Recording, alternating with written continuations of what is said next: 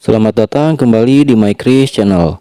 Di sini Mimin akan melanjutkan alur cerita komik manhwa yang berjudul Sang Penerus Heavenly Demon.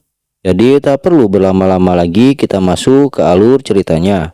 Setelah Suho dikejutkan oleh gadis yang ia tolong memanggilnya, layar sistem muncul. Anda telah mendapatkan fragmen The Evil Dead's Mirror. Evil yang ada di dalam fragmen telah berhasil dimusnahkan, memanggil ingatan yang ada di dalam fragmen. Setelah itu, Shin pun dibawa ke ingatan masa lalu gadis itu. Terlihat gadis itu yang sedang ketakutan. Lalu ia pun didatangi oleh ibunya dengan raut wajah gelapnya karena Jian atau gadis yang ditolong Suho memiliki nilai yang jelek. Lalu ibunya berkata, "Jian, apa kau tahu berapa umurmu sekarang?" Namun tanpa menjawab terlebih dahulu, Jian langsung ditampar oleh ibunya. Lalu ibunya berkata kembali, "Kau sudah 20 tahun. Seharusnya sekarang kau sudah menunjukkan kemajuan yang bagus sebagai seorang hunter." Setelah itu sistem pun berkata yang menceritakan kisah Jian ini cerita biasa, cerita yang bisa terjadi dimanapun, cerita yang diremehkan oleh orang yang tak pernah mengalaminya. Seperti itulah kehidupan Jian yang selalu diremehkan oleh orang tuanya. Dan disinilah kisah itu dimulai, di mana Jian dirasuki oleh sang Blood Demon. Setelah itu Shin pun beralih kembali, namun masih diingatan Jian. Di sini terlihat Jian dengan temannya sedang berjalan bersama. Lalu temannya berkata, "Jadi kau dimarahi lagi ibumu sampai parah sekali. Tapi seharusnya kau bisa saja jujur. Kenapa menyembunyikan fakta itu?" Namun Jian tidak dapat menjawab perkataan temannya, seolah-olah ia ketakutan atas orang tuanya. Namun setelah itu Jian teralihkan oleh pedagang pernak-pernik di pinggir jalan. Ternyata awal dari Jian kerasukan bermula di saat Jian membeli barang dari Blood Demon. Lalu dengan rasa penasaran Jian bertanya ke temannya, "Apa kios ini selalu ada di sini?" Temannya menanggapi, "Apa kau tidak tahu? Sepertinya karena kau jarang lewat daerah ini."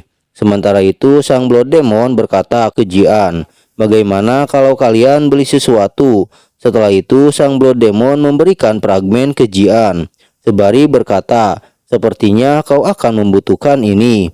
Namun di saat Jian akan menolak, temannya menyela. Lalu ia berkata, "Wah, cantik sekali. Hei Jian, belilah. Dan juga ujian kita tinggal minggu depan. Dan itu harganya cuma 1000 won." Setelah melihat kembali fragmen itu, seketika Jian terpengaruh oleh aura Blood Demon. Lalu ia pun berkata, "Kalau begitu, aku beli saja." Lalu ia pun membeli fragmen itu. Setelah itu Jian dan temannya pun meninggalkan pedagang itu.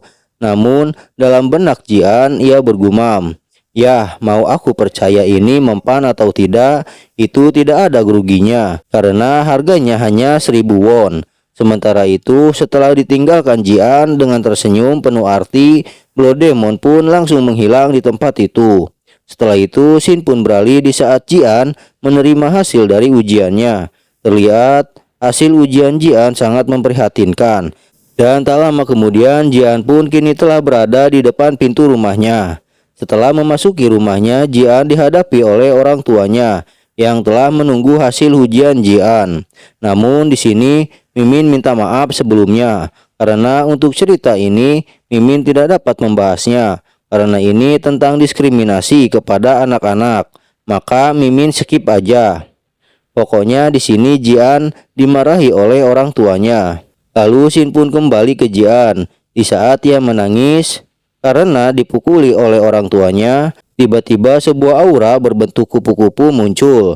Lalu aura itu berkata kepada Jian. Suara itu menghasut Jian atas pembunuhan orang tuanya. "Kenapa aku harus diperlakukan seperti ini? Ini semua terjadi karena aku lemah. Namun kalau saja aku kuat, ini takkan pernah terjadi padaku." Lalu dengan menangis kesakitan oleh hasutan aura itu, Jian berkata, "Yah benar, aku perlu kekuatan. Dan aku hanya perlu menjadi lebih kuat. Dan aku akan bunuh semua orang." Lalu setelah itu pembantaian yang dilakukan Jian kepada orang tuanya pun dimulai.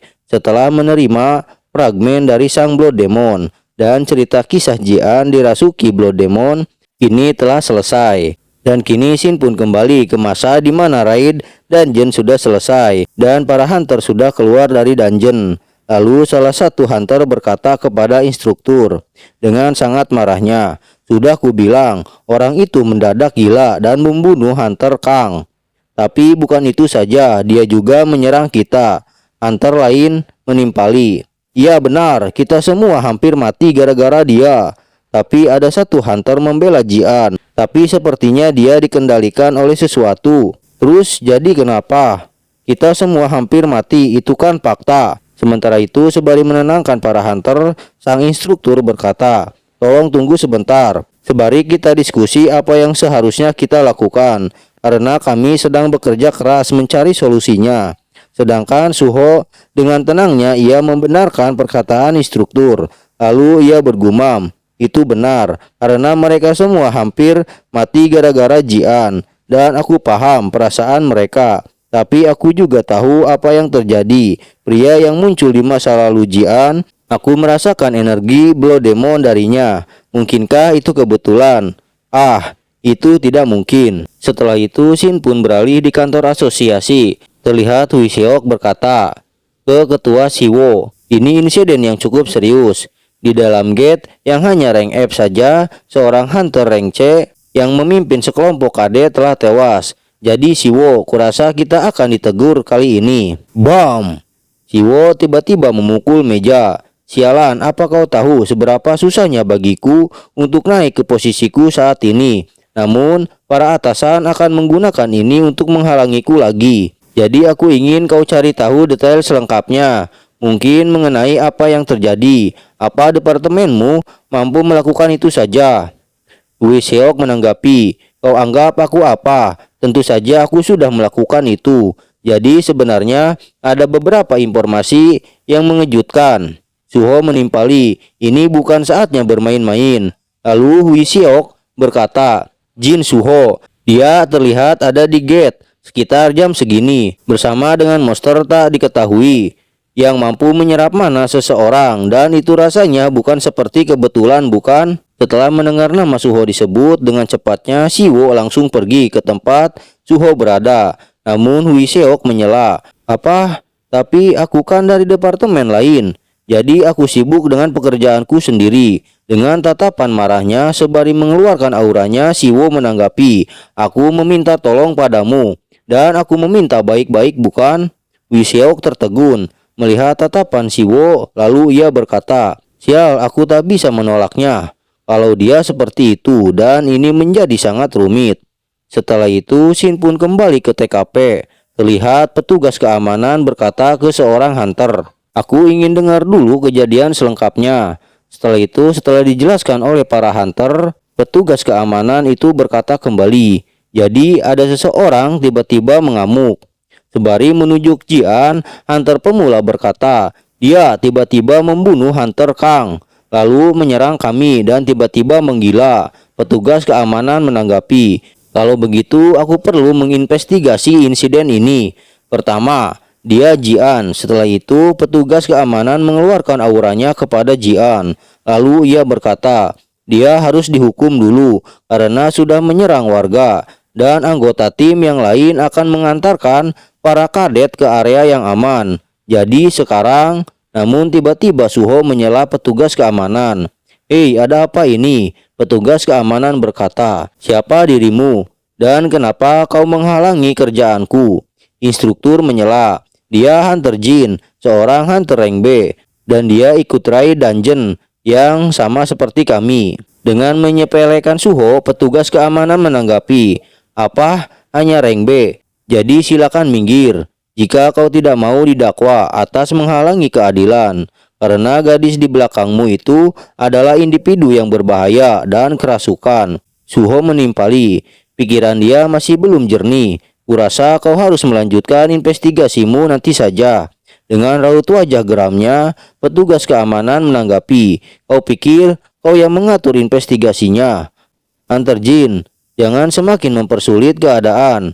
Lebih dari ini." Lalu dengan tatapan tajamnya Suho berkata, "Sepengetahuanku berdasarkan amandemen undang-undang Awaken, siapapun korban gate wajib dilindungi bagaimanapun situasinya, dan itu adalah prioritas utama. Tak mau kalah dari Suho, petugas keamanan pun mengeluarkan auranya.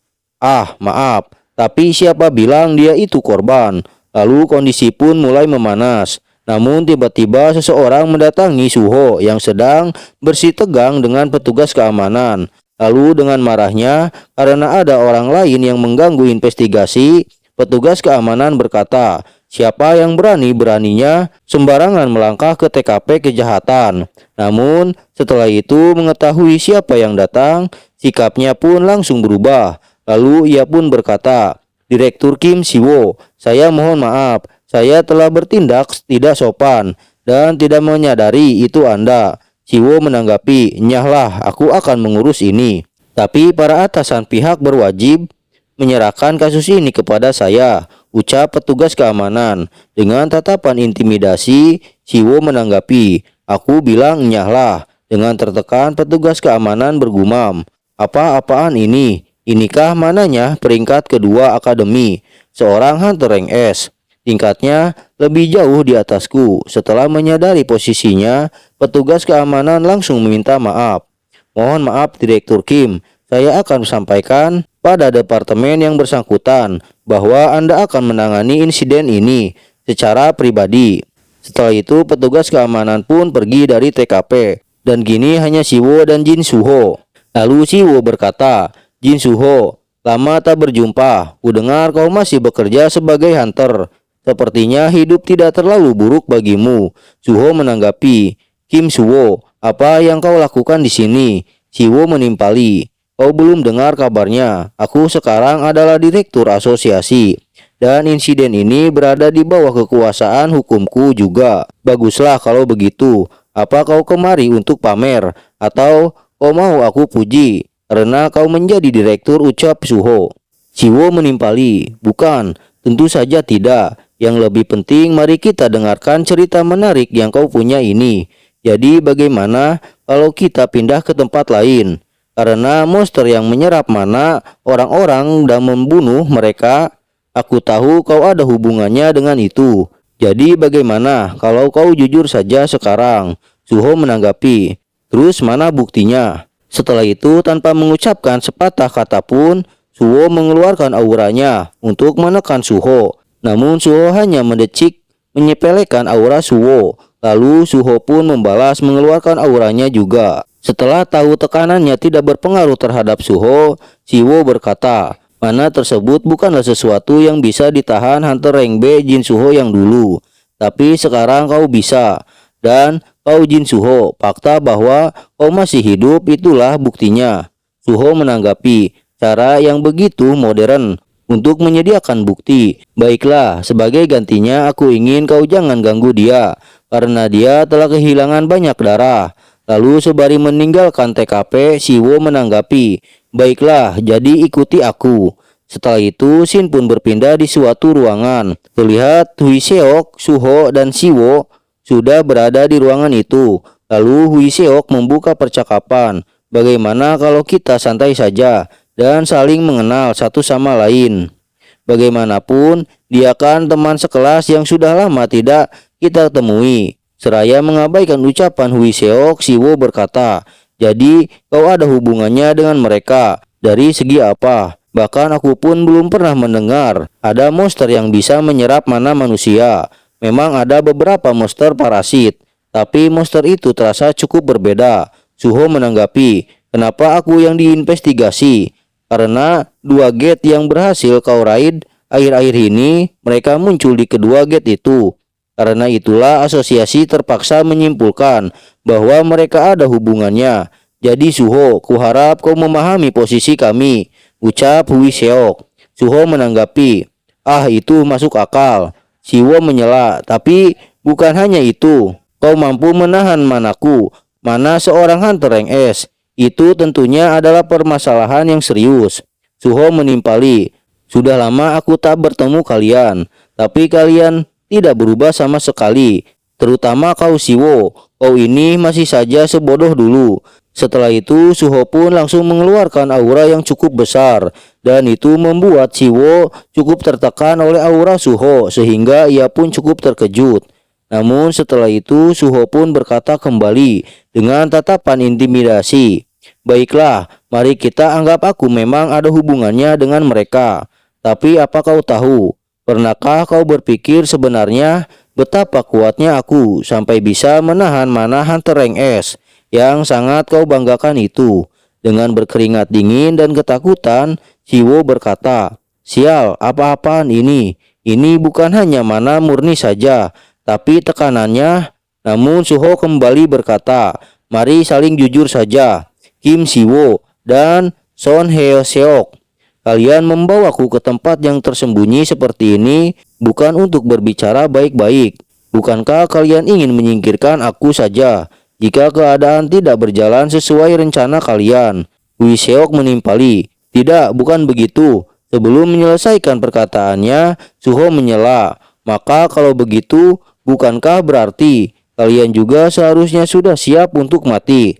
Namun tiba-tiba layar sistem muncul. Ketika kemarahan Suho yang sedang memuncak, Anda telah menembus batas pertama Anda. Trait terpendam yang Anda miliki telah keluar.